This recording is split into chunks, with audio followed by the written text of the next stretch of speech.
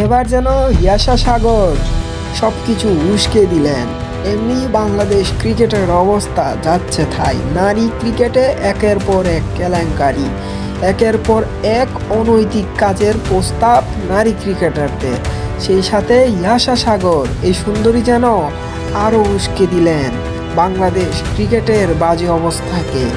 তিনি জানিয়েছেন, ম্যানেজমেন্টের মানে চিটাগাং কিংসের একজন আমার সাথে ফিজিক্যাল রিলেশন করতে চেয়েছেন, আমি রাজি হইনি। আমি কি কোনো পতিতা?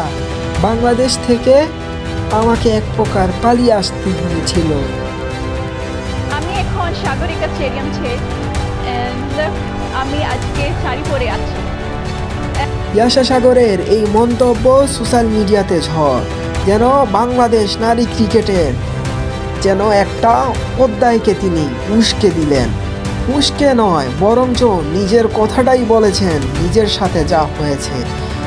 ইয়াশা সাগরের মতো একজন হোস্টকে বাংলাদেশ ক্রিকেটে চিটাগাং কিংসের ম্যানেজমেন্ট যখন এমন অনৈতিক প্রস্তাব দেন, তখন বোঝার আর অপেক্ষা রাখে না বাংলাদেশ নারী ক্রিকেট দলের। এই অনৈতিক প্রস্তাব মঞ্জুর পক্ষ থেকে তা অস্বীকার করার কোনো অবস্থা নেই।